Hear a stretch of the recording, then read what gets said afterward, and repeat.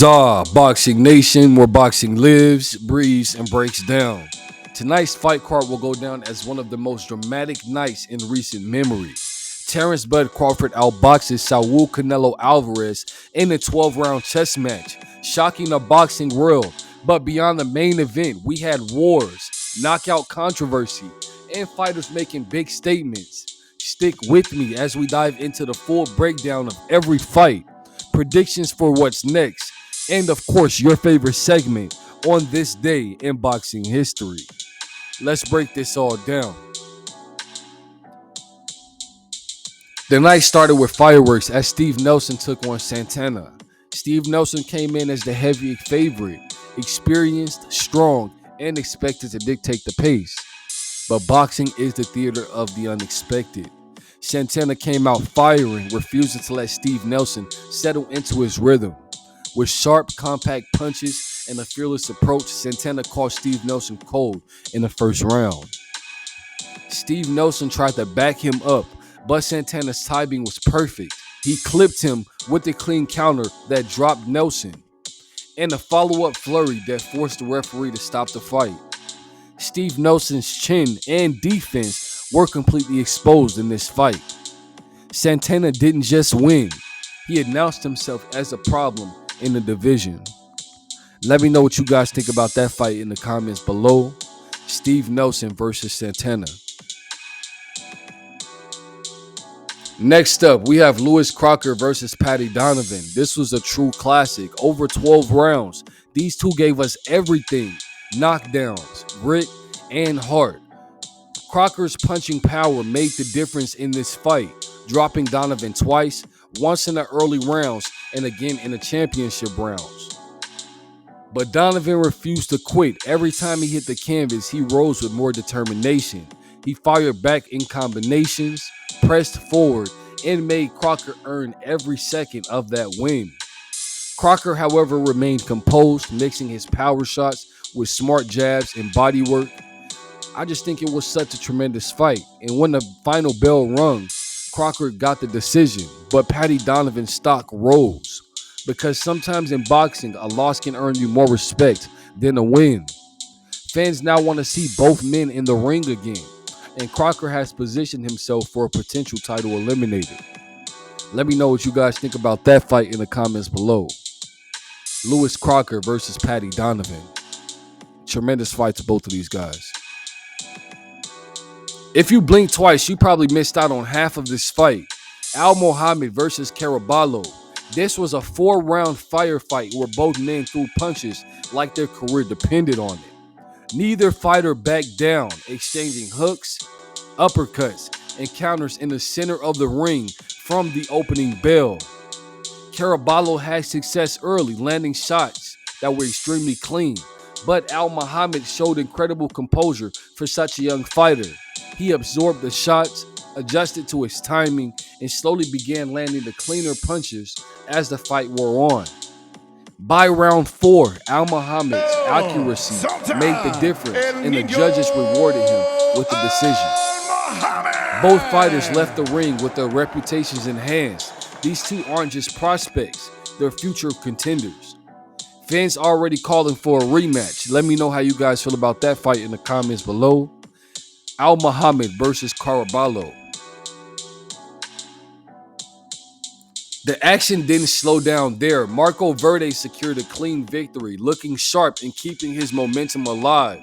He's quietly building a resume that's worth watching. Rito Tsutsumi made a huge statement by stopping Javier Martinez in the first round.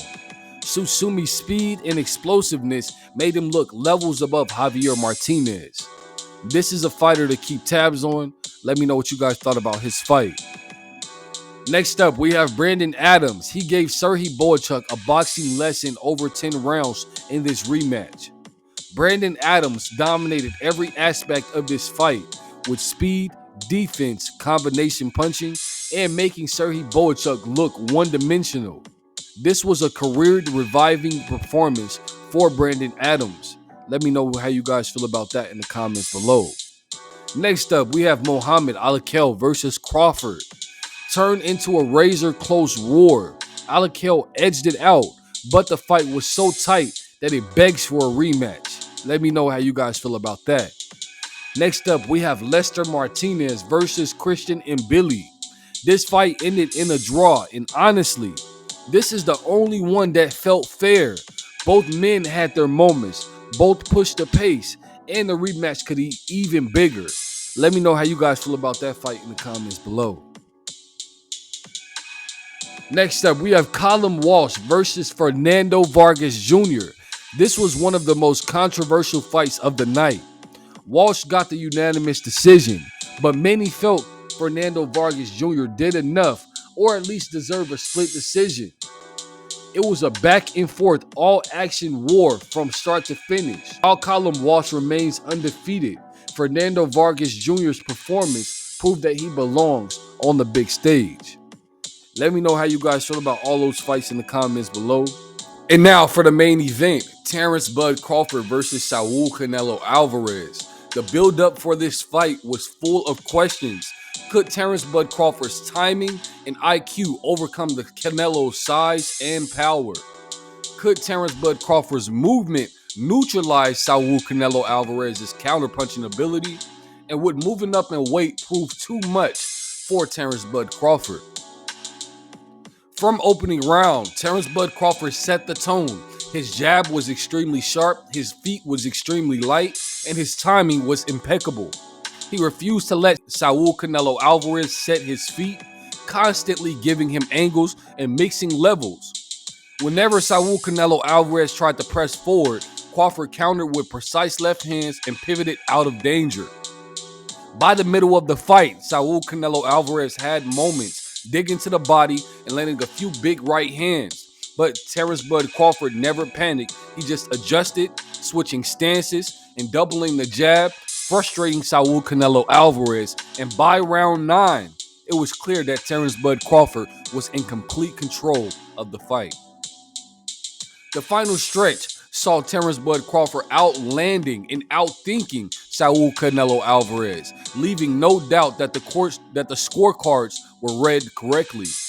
A unanimous decision win for Terence Bud Crawford, and with it, he makes history. This fight changes everything. Terence Bud Crawford is now pound for pound #1 in the eyes of many. Conquering yet another weight class, the potential next fights like Jermell Charlo, Sebastian Fundora, or even a rematch with Saul Canelo Alvarez if the demand is strong enough. As for Saul Canelo Alvarez, he is still one of the sport's legends, but tonight he met a fighter whose skill set was simply too sharp. The only guys that he has lost to was Floyd Mayweather, Dimitri Bivol, and now Terence Bud Crawford, all elite fighters. Saul Canelo Alvarez will have to go and regroup, maybe pick the right fights at 168 pounds or 175, but this loss doesn't erase his legacy. Both of these guys are going down in the history books and first ballot Hall of Famers. Let me know how you guys feel about that fight in the comments below. Saul Canelo Alvarez versus Terence Bud Crawford, Allegiant Stadium, Las Vegas, Nevada. Tremendous fight to both of these warriors. And now for your favorite segment, On This Day in Boxing History. 2 moments that shaped the history of boxing. In 1921, Jack Dempsey defended his heavyweight title against Georges Carpentier in the boxing's first ever $1 million gate. It proved that boxing could be the ultimate spectacle and a sport that draws not just fans, but the entire world's attention. In 1946, Sugar Ray Robinson captured his first world title, defeating Tommy Lee. That victory launched one of the greatest careers in sports history, cementing Robinson as the blueprint for greatness.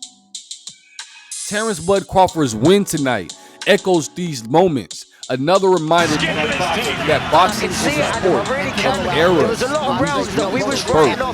new one. The jab, just nicking shots, but the biggest shot of so many of the Also, I'd like to add, Terence Bud Crawford will not be stopping fighting. He's still willing to defend his belts or move back down and fight anybody at 154 like Xander Zayas, Sebastian Fundora, Keith One-Time Thurman, If he goes up to 175, I don't think he will. But if he did go up to 175 to really get that challenge, I believe that him versus Dimitri Bivol or him versus David Benavidez, the Mexican monster, would be a tremendous fight. Let me know how you guys feel about all of these fights in the comments below. But that's my breakdown of one of the most unforgettable fight nights in years. From shocking knockouts to controversial decisions, and of course, Terence Crawford's historic win over Saul Canelo Alvarez tonight gave us everything. This is ZA Boxing Nation, where champions get analyzed and legends are made. And if you're new here, keep your hands up, and I'll catch you in the next one.